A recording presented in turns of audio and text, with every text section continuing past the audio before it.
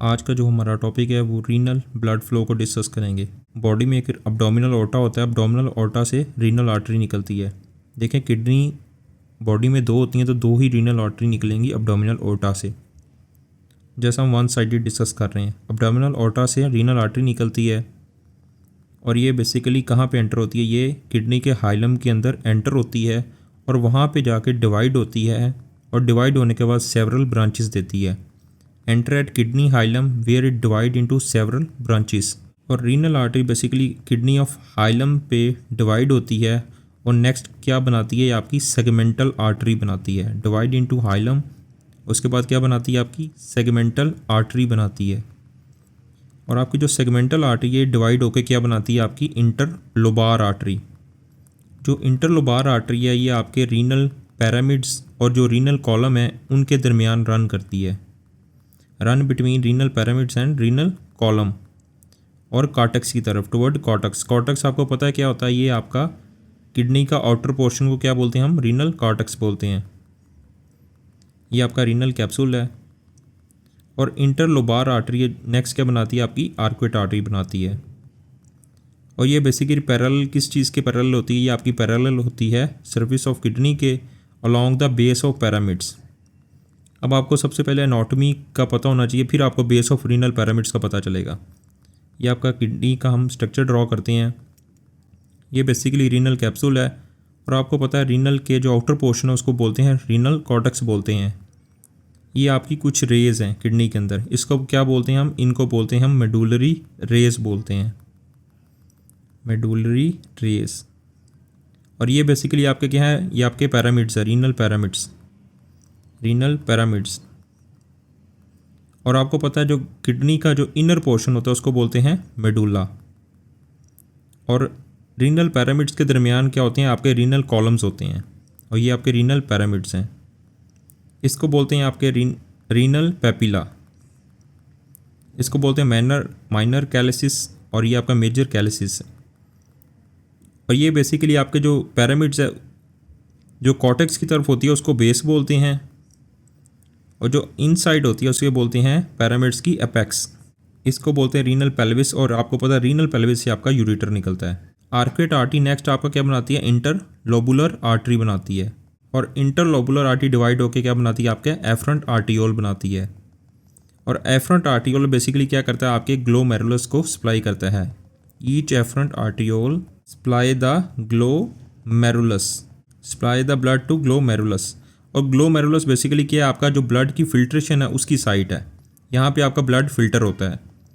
और efferent arteriole से next आपका ग्लोमेरुलस बनता है और ग्लोमेरुलस से नेक्स्ट आपका क्या बनता है, इफरंट आर्टियोल बनता है।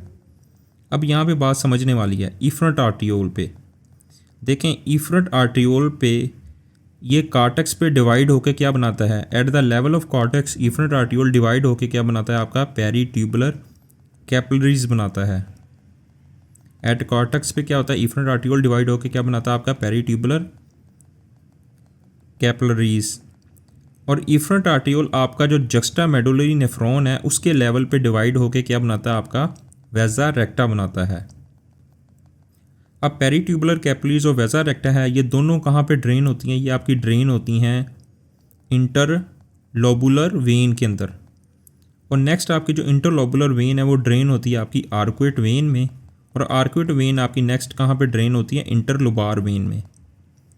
और इंटरलोबार वेन आपकी नेक्स्ट एम्प्टी होती है, कहाँ पे ड्रेन होती है, रीनल वेन में। और जो रीनल वेन है वो फाइनल कहाँ पे ड्रेन होती है, आपकी इन्फीरियर वेना केवा में।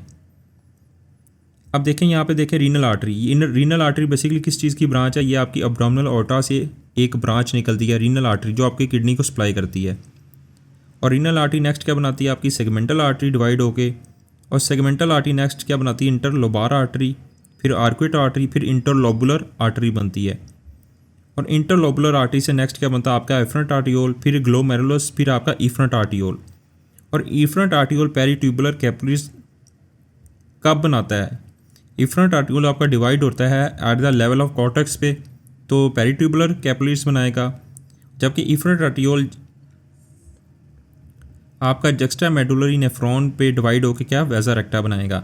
फिर पेरीट्यूबुलर कैपिलरीज आपकी वेजा रेक्टा ये कहाँ पे ड्रेन होती हैं, ये आपकी नेक्स्ट ड्रेन होती हैं इंटरलोबुलर वेन के अंदर, और इंटरलोबुलर वेन नेक्स्ट ड्रेन होती है आपकी आर्कुएट वेन में, और आर्कुएट वेन नेक्स्ट कहाँ पे ड्रेन होती है आपकी इंटरलोबार वेन में, और फिर आपकी रीनल वेन के अंदर एम्प्टी होती है, और फाइनली जो रीनल वेन है वो ड्रेन होती है आपकी इन्फीरियर वेना केवा में। अब यहाँ पे लिखा हुआ है जो लेफ़्ट रीनल वेन है इसके पास 2 एडिशनल वेन्स होती हैं।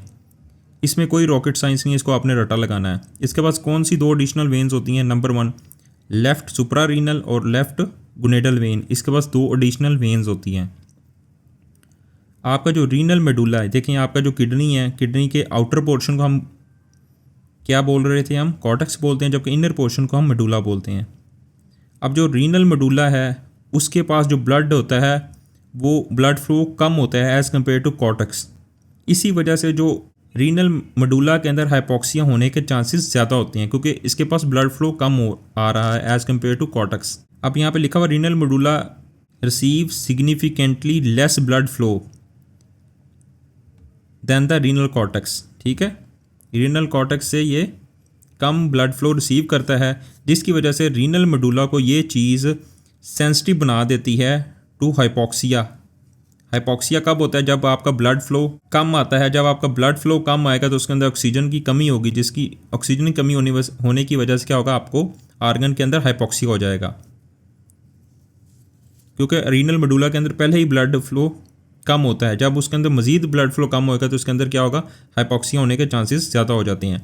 वल्नरेबल टू इस्कीमिक डैमेज, यानी वल्नरेबल टू इस्कीमिक डैमेज का मतलब क्या होता है? ये आपका इस्कीमिया की वजह से डैमेज होता है उसके चांसेस, उसके रिस्क बढ़ा देता है, जैसे कि ATN में होता है, एक्यूट ट्यूबुलर नेक्रोसिस के अंदर, जो किडनी के अंदर हो रहा होता है। अब जो लेफ़्ट किडनी है ये बेसिकली जब डोनर ट्रांसप्लांटेशन करवा रहे होते हैं तो लेफ़्ट किडनी को हम चूज़ करते हैं। क्यों चूज़ करते हैं? क्योंकि जो रीनल वेन होती है वो लेफ़्ट किडनी की ज़्यादा बड़ी होती है, लॉन्गर होती है।